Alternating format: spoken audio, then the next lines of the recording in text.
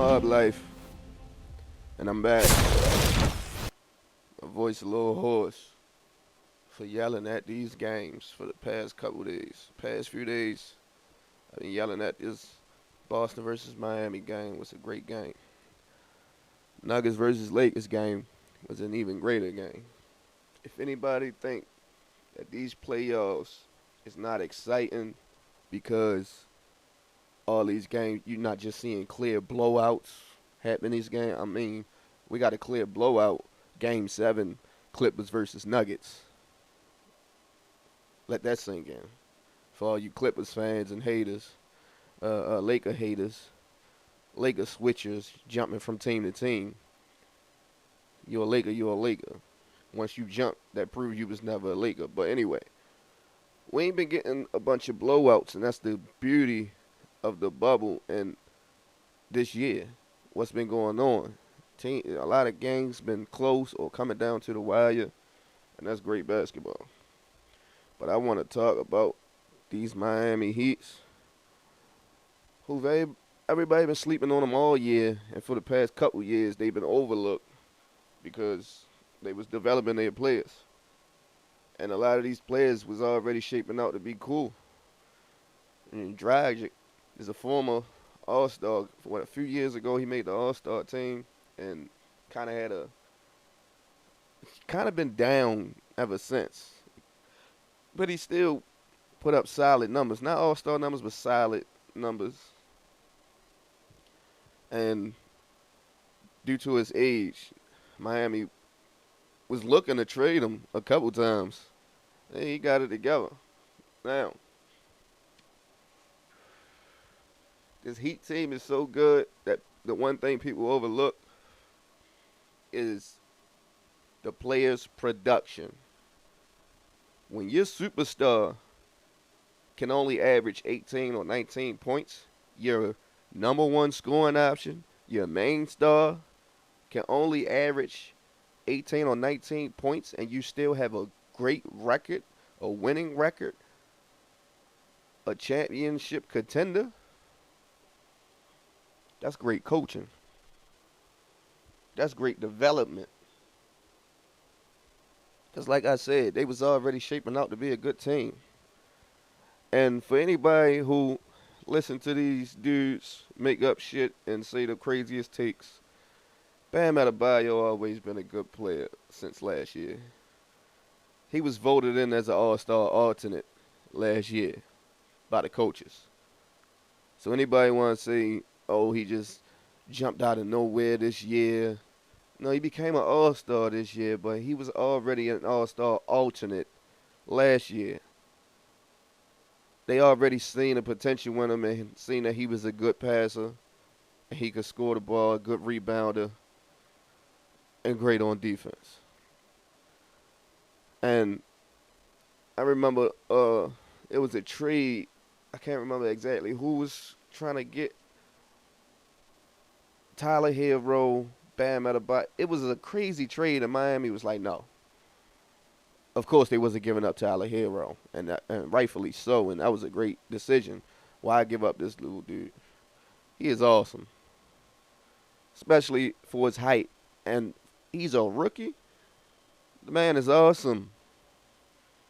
Step back threes, mid-range, plays defense, a willing passer. Man, if he keeps going, I want to see more. Now, I'm not the type that overreact for a couple things that a couple moments that he shined. I want to see consistency. For me to say that he's definitely going to be a star, because we see it a lot. Players, they had these one-offs, and I don't think it's going to be a one-off with this guy. And I've been seeing the potential in him, and I told people, Tyler Hero is a beast. And once that IQ set in from his experience, and this is great experience that he's getting right now, I believe he's going to be a top star for Miami Heat for years to come.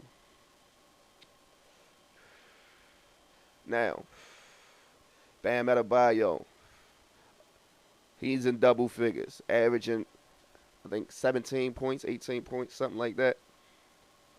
Tyler Hero and Dragic, both averaged like 13 points. No, Duncan Robinson, both averaged 13 points this season. I think also Dragic averaged 15 this season. Jay Crowder, 10 points. Kelly Olynyk about 8 points.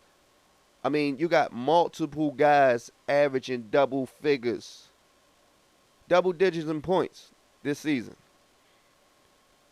And people overlook them. I said, that's team basketball. That's great team basketball because you look at all these teams with a superstar or multiple all-stars, their all-stars is always 20 plus.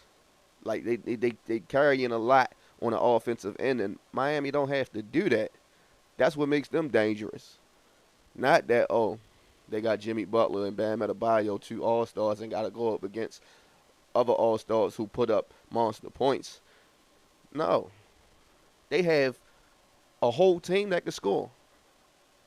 You can't just leave these dudes open. They're good. They's a great three-point shooting team and a great defensive team. And you see, this is why Boston got their hands full. And a lot of these points that they're making is created off their own offense. It's not even a bunch of, like you see with LeBron and the Cavs. LeBron got like 8 assists. He averaging 8 assists and stuff like that. And majority of their points is coming off assists from LeBron. These dudes is creating their own offense and scoring from their defense also. And Boston, I gotta say this. I don't want nobody making no excuses for Kemba Walker. But I will say one thing about Kemba Walker. He's a great player. And I think he's trying to fit in instead of becoming that star that he always been, that we always knew he was. He just never had help. And he always played tremendously. But you in Boston now, bro, and you got the help. Yes, they got to the Eastern Conference Finals, which Kyrie couldn't do. Kyrie couldn't take him there, and Kyrie is a tremendous scorer. The boy is awesome. And he couldn't get this team to the Eastern Conference Finals. But with Kemba Walker and Tatum, they got there. Now, the thing is, Kemba's performance in the Eastern Conference Finals.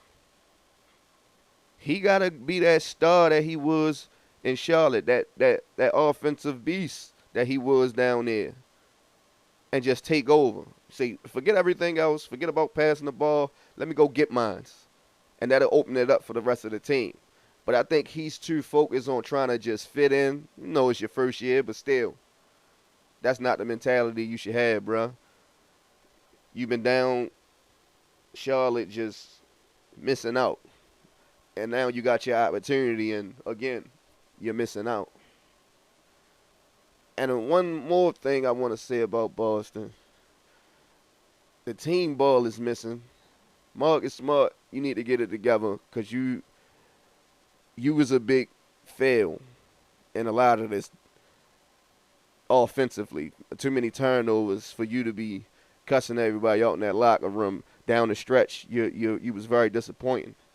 Get that ball out of Marcus Smart's hands. He don't need that ball in a crunch time in his hands running down trying to make a play because he's never been a great playmaker. That's what's the problem. Brad Stevens, a lot of that is on him because he supposed to fix that. He supposed to make them adjustments. And a secret weapon is Taco Fall. At least he could have got 12 minutes in his series. And this season, Jimmy Butler has been a great leader for the Miami Heat because he's been clutch in the fourth quarter, defensively and offensively. And this is the type of leader they needed, who's lead by example and also is vocal. He lead vocally also. And this team has turned around and become a championship contender. Now, let me finish this situation with Taco Fall. My bad. I think he need to get at least like 8 minutes, 12 minutes, something like that. At least throughout this series, y'all could have tried to give him a little experience because he could be a great rim protector. Y'all got him for a reason. The man don't even have to jump to dunk the ball. So I'm pretty sure he could average at least 3 blocks a game. But y'all got to get him some experience. And it looks like Boston is kind of giving up. I hope not. But if so, get that man some time. Get him some experience so he can help develop, so y'all can help develop him for next season. Because he's too tall not to get any type of burn when you can get more rebounds with this guy and more rim protection with this guy. And he also need to put on some pounds. He need to put some meat on his skin. Just imagine what kind of beast he would be if he could bulk up a little bit and still move around the way he can move around right now. Is kind of awful. He's flat-footed. But if they keep developing him and just get that man some burn, man. Try him out so you can get him some experience. But y'all need rim protection down there. Trying to play small ball with Miami is really not working. But, like I said, Miami and this dude Tyler Hero is playing like they really want this chip this year. And they just might get it. It's possible they can get this year. Miami versus the Lakers, that's going to be, I see that going 7 games. But I just wanted to give credit and respect to the Miami Heat. Jimmy Butler, Tyler Hero, Dragic, all them dudes, Bam Adebayo, they've been playing on another level. Jason Tatum didn't get his first bucket until the second half of the game. That's big defense. So y'all, people got to start respecting Miami. If y'all ain't already been respecting them, you definitely got to respect them now after this 3-1 lead. I'm out, man. Smart in pursuit. Pull up baseline jumper. Smooth from Goran Dragic.